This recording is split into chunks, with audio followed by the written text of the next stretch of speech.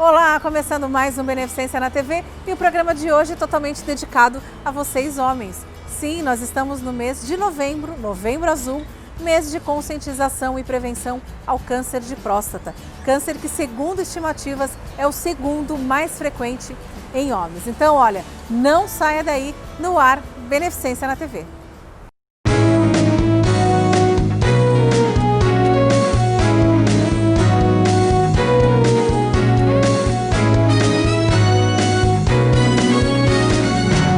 Beneficência na TV. Beneficência na TV de hoje vai falar para você, homem. Pois é, nós já estamos no mês de novembro, Novembro Azul e mês de conscientização e prevenção ao câncer de próstata. Sobre o assunto eu vou conversar com ele, urologista Dr. Paulo Dibi. Tudo bem, doutor? Sim. Doutor, eu não posso deixar de fazer essa pergunta já para abrir a nossa entrevista. O homem ainda em pleno século XXI continua tendo medo, preconceito do tão temido exame de próstata? Sim, os mais machões e os mais idosos ainda têm preconceito, mas diminuiu bastante em relação ao que era há 30 anos atrás, por exemplo. Mas é um exame necessário, né, doutor? Não tem como o homem fugir. É necessário, ele dá diagnóstico em 25% das vezes e somado ao PSA chega a 40% das vezes o diagnóstico com toque e PSA. Qual a idade certa para se começar a fazer um exame desse? A partir dos 40 anos. Existem, até a própria Sociedade Brasileira de Urologia fala em 50 anos, mas isso foi uma atitude para diminuir a pressão em cima dos órgãos públicos de saúde, né, do SUS. A incidência dos 40 aos 50 é muito baixa, então de uma forma social se fala em fazer o diagnóstico a partir dos 50 anos. Mas o correto é a partir dos 40 anos, porque as descrições de câncer de próstata, de incidência, começam a partir de 40 anos. Eu mesmo já operei paciente com 42, com 43, com 45, então acho que é importante a partir dos 40 anos, pelo menos o PSA e claro, né, quem não tiver nada contra o toque retal. PSA seria um exame de sangue. Isso. E aí o outro complementar seria o exame de toque. Que a gente tão temido. Chama de exame digital da próstata, que é o toque retal, como vocês chamam popularmente, mas que são importantes. O que a gente quer deixar bem claro é que nenhum médico vai te obrigar a fazer o toque retal. Então, se a pessoa tiver grande preconceito, pelo menos que ela vá fazer o PSA. Outra coisa é que quando o indivíduo vai avaliar a próstata, a gente vê dois aspectos. O primeiro, que é o mais comum, que é a próstata benigna, que cresce em todo homem com o passar dos anos e acaba obstruindo e dificultando para ele urinar. Então, o indivíduo que tem jato fino, que vai toda hora ao banheiro, que tem dor para urinar, que demora para esvaziar a bexiga e que à noite levanta muitas vezes, por exemplo. Então, a gente vai ver se essa próstata é obstrutiva ou não, que isso é muito comum. Mais de 30% dos homens, entre 55 e 65 anos, vão ter alguma coisa desse tipo. A segunda coisa que nós pesquisamos, que é tão importante quanto, é o câncer de próstata e que se torna mais importante no sentido de que você pode curar esse indivíduo se você pegar o câncer logo no início. Ele é a segunda maior causa de morte no Brasil, nos homens, é o câncer de próstata. Sim, a segunda. Agora, doutor, uma vez diagnosticado um câncer de próstata já logo no início, as chances de cura dele poder depois ter uma vida normal são bem maiores do que fazer um diagnóstico já mais demorado. Sim. Se você pegar o câncer de próstata no início, você cura o indivíduo. Ele é um câncer que tem uma história favorável. Então, mesmo se você pegar um pouco mais avançado, você consegue evitar que 90% desses homens com câncer de próstata morram de câncer de próstata. Ou seja, ele é um tumor que você consegue, em 90% das vezes, administrar a evolução e o paciente, por já ter idade, vai levando isso até o final da vida e esse final é por outras doenças. Não é tão agressivo. Não é tão agressivo, desde que tratado. Agora, tem 10% dos cânceres de próstata, e são esses que a gente busca mais, que são tumores muito agressivos. Se você não operar esses indivíduos, se você não remover a próstata, eles vão ter em torno de 1 a 2 anos de vida. Então, esses 10% que a gente chama de cânceres indolentes são cânceres que não respondem a nada. Você tem que operar, pegar no início e operar e tirar a próstata. Agora, os homens que devem estar assistindo falam assim, mas para quê? Às vezes a mulher fala, vai fazer o exame, né? Não só em novembro, né? No chamado Novembro Azul, mas acho que em todos os meses do ano. Mas eu não sinto nada, para que eu vou fazer o exame? Eu estou bem, urino normal, tenho ereção normal, não tenho nada. Ele dá sinais, doutor? Ele dá alguns sintomas? Não, justamente essas doenças de check-up, então na mulher colo uterino e mama, e no homem próstata, são doenças de check-up, assim como o câncer de cólon, né, do intestino grosso, eles só vão dar sintomas quando estão muito avançados. E aí você não cura mais o indivíduo. Então, se você pegar um câncer de colo no início, você só raspa e curou. Você só vai acompanhar. A próstata é a mesma coisa. Se você pegar no início, você vai lá, opera e curou o indivíduo. No caso de próstata, você não precisa nem fazer quimioterapia, nem radioterapia, se você pegar no início. E a cirurgia hoje, você tem a opção de fazer por videolaparoscopia ou por robótica, você diminui muito a chance de qualquer efeito colateral negativo, por exemplo, incontinência ou impotência, diminui muito com a videolaparoscopia ou com a robótica. Então esse indivíduo tem que buscar isso porque ele vai continuar a vida dele normal depois da cirurgia, né? Em contrapartida, se ele tiver um câncer agressivo e não for atrás do médico, ele vai sofrer muito. Então é obrigatório que a partir dos 40 o homem faça o check-up de próstata. Tanto depois do exame como depois de uma cirurgia, o homem não deixa de ser homem por causa de um câncer de próstata ou de um exame de toque. Porque eu acho que o maior medo deles é quando leva para o lado ereção, de que o homem não vai mais ter ereção, pode prejudicar. Isso é mito, doutor? Prejudica a ereção de um homem, no caso, pós-cirurgia? Olha, a cirurgia por via aberta tem uma incidência alta realmente de disfunção erétil, né? Que popularmente se falava em impotência, porque você trabalha do lado do nervo que provoca ereção. Então é muito complicado, porque você identifica o nervo em algumas partes do trajeto, mas você não consegue ver o nervo no trajeto todo. Então tem várias técnicas cirúrgicas onde você busca evitar cruzar com o nervo, porque às vezes ele é tão fino, você não tem como visualizar macroscopicamente e você lesa na remoção da próstata. Às vezes ele até passa no meio da cápsula prostática, então não tem como evitar.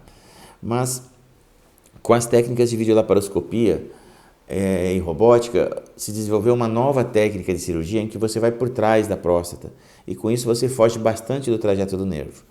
Com isso a gente tem tido ótimos resultados de manutenção de ereção e principalmente de continência. Na técnica antiga, você tinha em homens acima de 60 anos quase que 100% de impotência. E abaixo de 60 anos, em torno de 50% a 60% de impotência. Hoje esse número caiu drasticamente para 15%, 20% e de incontinência caiu para 2%. Então, você melhorou muito o pós-operatório desses indivíduos. Gostaria de ressaltar também que a impotência ou disfunção erétil, você consegue recuperar de alguma maneira.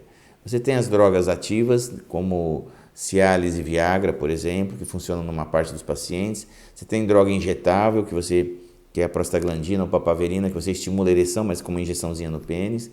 E você tem, por fim, a prótese peniana. Então, o homem que quiser continuar tendo relações e tiver ficado com a sequela da cirurgia de disfunção erétil, ele tem como contornar isso e voltar a ter uma vida sexual ativa melhor até do que antes de operar. Né? Quando a gente fala de disfunção erétil, a gente tem que lembrar que metade dos homens com 50 anos precisa usar um remedinho para manter a ereção e ter uma relação prazerosa. Então, se esse indivíduo já vai operar acima de 50 anos, 60, ele já tem 50% de chance de já não ter uma ereção boa. Então, eu estou querendo dizer que a gente pode pensar que a ereção vai ficar talvez até melhor do que era antes, mas o que ele não pode deixar é passar a chance de curar um câncer de próstata, né? Morrer disso não é aceitável mais nos dias de hoje. Doutor, o senhor falou dos exames após os 40 anos, mas aquele homem que teve um pai que também teve um câncer de próstata ou um tio, qual é o grupo de risco? Quem deve tomar mais cuidado e começar um exame mais precocemente? Quem tem um homem da linhagem masculina, ou seja, por parte de pai com câncer de próstata, tem 3 vezes mais chance de ter câncer de próstata do que quem não tem esse fator hereditário. Por exemplo, se o pai e o tio paternos tiveram, então 3 mais 3. Se o pai, o tio e o avô paternos tiveram 3 mais 3 mais 3, 9 vezes mais chance. Se o irmão teve, mais 3 vezes chance. Agora, se o tio da mãe, por lado da mãe, irmão da mãe, teve, não faz nenhuma diferença. Porque nem avô materno. Nem avô materno, nem parente nenhum materno. Porque quem carrega o gene do câncer de próstata é o Y, que é passado então de homem para homem, né? Então sempre a linhagem materna é descartada e a linhagem paterna é supervalorizada.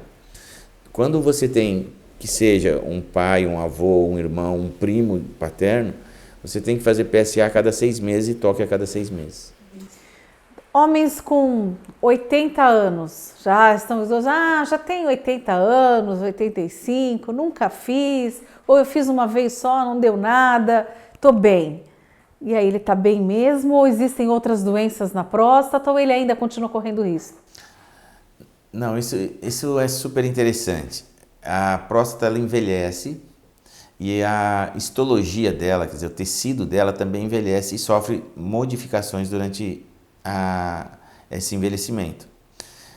80% dos homens com 80 anos, se fizerem uma biópsia para câncer de próstata, vão ter biópsia positiva, ou seja, a biópsia vai dar câncer de próstata, 80% dos homens com 80 anos. O que é, então, um número absurdamente grande. Porém, só 6% vão desenvolver a doença. E esses 6%, então, vão ter uma doença geralmente pouco agressiva. Isso quer dizer que nesses homens, ou a gente não faz biópsia, só acompanha, ou se a gente fizer biópsia, a gente está autorizado a não tratá-los, a gente só acompanhá-los. Se eles começarem a desenvolver algum sinal ou sintoma de câncer de próstata, aí nós começamos a tratá-los com um resultado muito bom. Ou seja, a gente já não indica mais cirurgia para essa idade, porque são tumores assim, muito bonzinhos, muito leves de agressividade. E como te disse, 94% dessas biópsias não vão dar em nada, o indivíduo nunca vai ter nada. Então não tem por que tratar. Aos 90 anos, 100% dos homens têm biópsia positiva para câncer de próstata, mas menos de 2% vão desenvolver a doença. Então também a gente não trata esses pacientes, a gente acompanha, tá certo? No caso de pacientes que estejam fazendo tratamento, mesmo após uma cirurgia, mesmo não sendo tão agressivo, há necessidade de uma quimio, de uma radioterapia?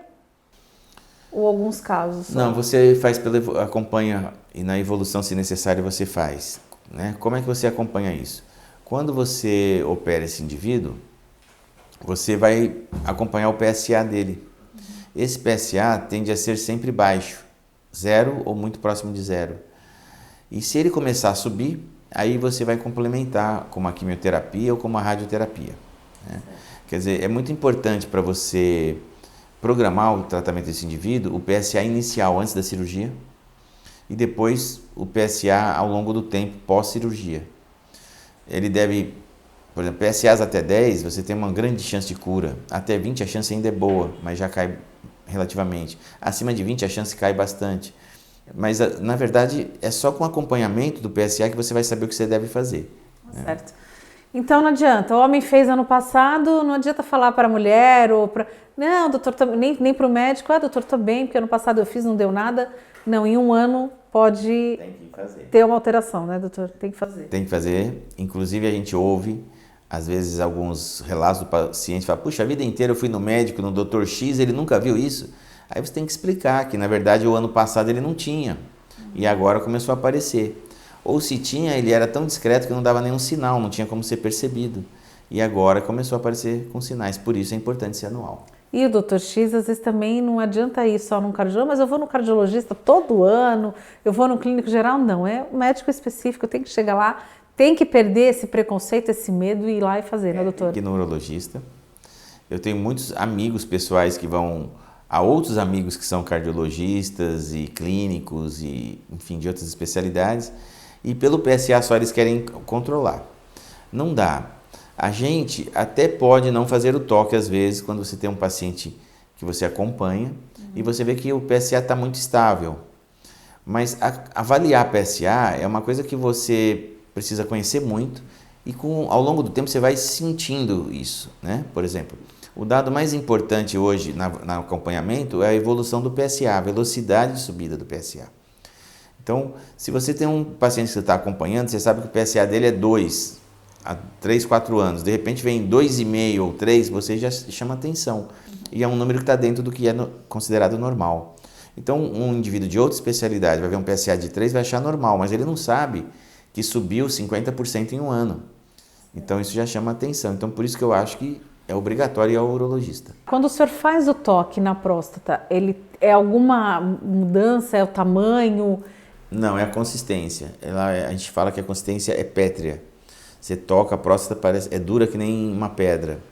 Enquanto uma próstata normal tem a consistência do lóbulo da orelha, que a gente chama fibra elástica, né? O PSA sozinho, ele diagnostica 35% dos cânceres de próstata. Então, mais do que o toque. E quando você soma os dois, você chega a 40% de diagnóstico. Então, é interessante que faça os dois. Mas ao longo do acompanhamento, você pode acompanhar de vez em quando só pelo PSA. O que eu quero explicar é que para aquele indivíduo que tem medo de toque, você pode fazer o PSA, ele vai estar parcialmente avaliado, né? É isso. Então, para a gente encerrar, doutor, é importante fazer anualmente, principalmente após os 40 anos, e detectado precocemente, mesmo que tenha feito no ano anterior e no ano seguinte é detectado alguma coisa, as chances de cura são muito grandes. São muito grandes. Eu queria ressaltar que houve uma evolução imensa no tratamento com a vinda da laparoscopia e da robótica. Esse indivíduo hoje fica um dia internado, ele entra num dia, a gente opera, no outro dia de manhã ele está indo embora para casa. Ele tem 4 furinhos só, que nem uma vesícula, um pouquinho mais só. E ele volta às suas atividades normais com 15 dias. Então não tem por que ele adiar isso. Hoje o tratamento é simples e o efeito colateral diminuiu demais. Então não tem por que fugir disso. Certo. Doutor, obrigada pela sua participação. Então eu queria que o senhor deixasse um recado, então, para aquele homem que está lá, a mulher está insistindo dele procurar um médico e ele está arredio e não está querendo ir, doutor. Eu acho que é mais fácil deixar o recado para as mulheres. Mande seu marido vir aqui, porque a gente sobrevive graças às mulheres. Elas obrigam os homens. Eles vão sempre adiando, sempre achando uma coisa para pôr no lugar da importância de vir ao médico. Certo. E nada como fazer o exame, sair de lá com resultado depois positivo. E no caso de um negativo, olha, é começo, dá para a gente tratar e tá tudo certo e vida normal, né? Até o nosso discurso, antes era muito triste você dizer para o indivíduo, puxa, sua biópsia deu positiva. Hoje você já diz assim, ó, a sua biópsia deu positiva, mas você vai fazer uma cirurgia, ficar um dia no hospital e você vai sair curado e voltar para a tua vida normal. Então melhorou muito. Tá certo. Obrigada mais uma vez, doutor. E olha, tá aí, ó, homens. Tá dado o recado, mulheres também, façam seus homens procurar um médico e fazer, que a prevenção está acima de tudo. No próximo bloco eu volto com mais Beneficência na TV. Até já. Estamos apresentando Beneficência na TV. A Sociedade Portuguesa de Beneficência é referência no atendimento médico-hospitalar. São dezenas de especialidades médicas, centro cirúrgico capacitado para cirurgias de todos os graus de complexidade, apartamentos totalmente climatizados, exames de imagem, hemodinâmica, centro cirúrgico oftalmológico, pronto-socorro. A humanização e a excelência no atendimento são as bases de atuação da Sociedade Portuguesa de Beneficência. Voltamos a apresentar Beneficência na TV. De volta com Beneficência na TV e programa de hoje totalmente especial, Novembro Azul, que é um mês de conscientização e prevenção ao câncer de próstata. E, na verdade, a conscientização mais das mulheres que têm um papel especial e importante na vida dos homens, né, Paula? Exatamente. A gente sabe que, eu costumo dizer que os homens, eles levam o carro ao mecânico, mas eles não vão ao médico. Então, esse é um papel muito mais de conscientização das próprias esposas, né, das mulheres, das mães, né, para que essa prevenção ela possa acontecer. É algo bastante sério, né, e a gente procura trazer uma ideia mais descontraída até para essa campanha, como foi esse ano, essa imagem do homem forte que corre para cuidar da sua própria saúde, né?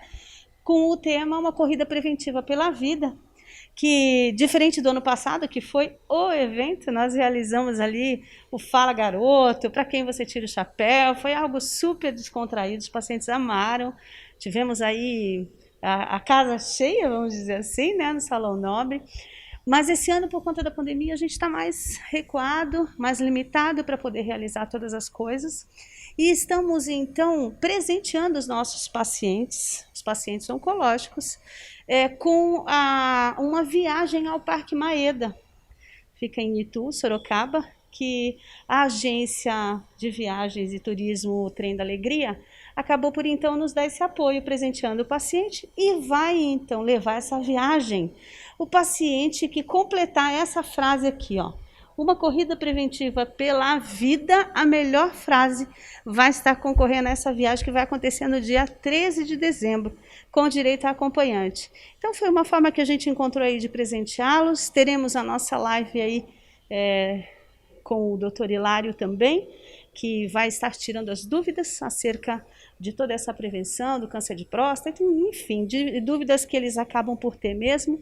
Então foi uma forma da gente poder registrar o Novembro Azul aqui na Beneficência. Mas então ele vai ter que completar essa frase. Então é uma corrida preventiva pela vida, mais alguma coisa, é isso? Ele traz essa frase de impacto e a melhor frase vai para essa viagem ao Parque Maeda, pelo Trem da Alegria, no dia 13 de dezembro, com direito a acompanhante, para eles descontraírem um pouco dessa tensão do tratamento aí. Tá certo. Então, na verdade, são os pacientes que estão em tratamento aqui na Beneficência. Está sempre lá na radioterapia e na quimioterapia. Isso, tá ali, pode depositar essa frase lá na urna, que a gente deixou separadinha, para que os pacientes, então, estejam colocando as suas frases e a gente vai escolher a melhor. Tá certo. Paula, obrigada mais uma vez aqui. Infelizmente, esse ano a gente não pôde fazer o evento do ano passado, né? Que somos teve tão também festeiros, né? Tão difícil, mas a gente está aí dentro das normas todas, tudo se faz necessário, nós cremos que isso tudo já vai passar, né? Estamos aí com muita fé e otimistas, mas a gente precisa se adequar a esse momento.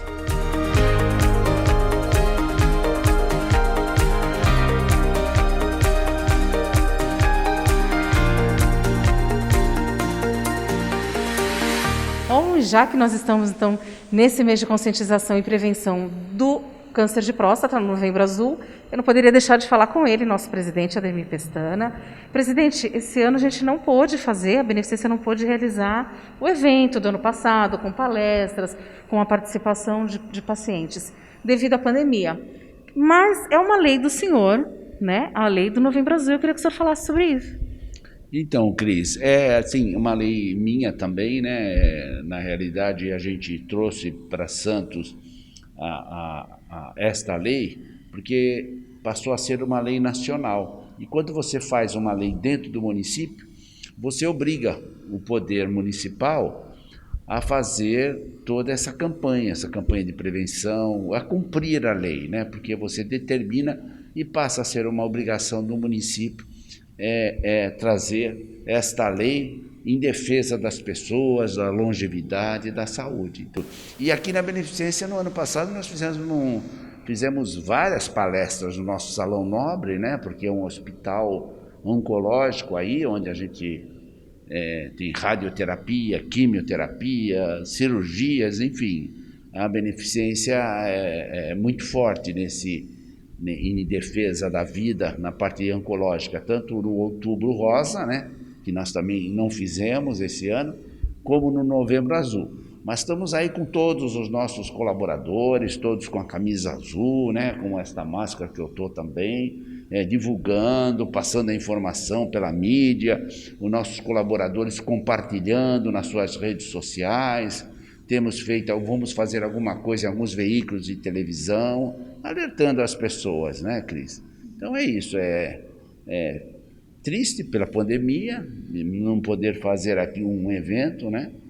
Mas estamos aí trabalhando num evento, nas redes sociais, a melhor frase aí vai concorrer a uma passagem, uma viagem também, para motivar as pessoas a comentar e formar grupo em defesa da vida, como eu falei. Porque aquele homem que não quer fazer o teste, ele deixa de ser, assim, vamos dizer, um irresponsável com a própria família. Porque se ele tem algum problema e na prevenção ele pode ser curado, se ele não fizer isso, ele vai ter problemas futuros. É o que eu falo, em longevidade, ele vai viver menos, e vivendo menos, ele está trazendo problema para a família dele. Então, tem que ser responsáveis com relação ao cuidado da saúde, não custa, né?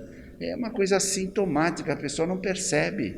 Por isso que o médico é o grande orientador. E ele vai sair com mais informações, né? Sobre a sua conduta, sobre a sua idade, né? Sobre comportamentos, ele vai sair com outras informações. Então, é importante que o homem faça, e é importante a atuação da mulher como orientadora. Presidente, obrigada pela sua participação. E eu queria que o senhor encerrasse comigo, porque esse programa de hoje é o programa de número 100. Olha só, 100. Que número bonito, né? Então, Cris, a gente fica feliz, né? Que nós já tivemos o programas em outros momentos, né?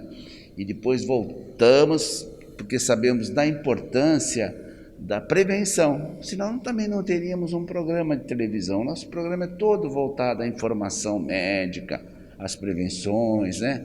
Mostrando a participação social da beneficência e divulgando o nosso hospital. E eu acho que você, Cris, tirou o máximo. Eu acho que um programa que poderia ser um programa um pouco mais tímido, vamos dizer assim, né? Não, mas você tirou o máximo, né? A gente tem grandes programas aí, e a gente hoje que acompanha milhares de canais que tem nas redes fechadas, né? A gente percebe que o programa é muito bom, é um programa bom, gostoso de ouvir, gostoso de ver, simples, perguntas de fácil entendimento para as pessoas. Então, Cris, você está de parabéns, a Beneficência está de parabéns por completar 100 programas, e você começa a se tornar aí uma jornalista, uma apresentadora também da área médica, né? Porque vocês não percebem, mas a Cris, quando vai entrevistar um médico, são várias especialidades, ela se prepara, ela tem que ler, ela tem que dedicar o seu tempo, e com isso ela vai aprendendo. Então, muito legal, parabéns você, parabéns para a Beneficência Portuguesa, né? Ao Leandro, que está aqui atrás também, o nosso companheiro, o nosso cameraman, né? O nosso produtor do programa, muito bom, parabéns a todos mesmo, e vamos chegar aos 200, aos 300, rumo aos 200, vamos trazer aí programas da capital, de outros hospitais, né? É muito bom trazer essas informações aí para o nosso povo aqui santista, né? A cidade maravilhosa de se viver, né? Obrigada, presidente, mais uma vez. Eu que agradeço a oportunidade de estar fazendo esse programa aqui. Eu vou encerrar, que acho que o nosso tempo... O Leandro só falou do Leandro, o Leandro já está lá. Encerra. Obrigada mais uma vez pela oportunidade. Obrigada, Leandro. E obrigada a você que está sempre com a gente aqui. Já sabe, quer acompanhar esse ou outros programas, nossos endereços estão aparecendo no seu vídeo. Na próxima semana, a gente volta para mais um Beneficência na TV. Até lá.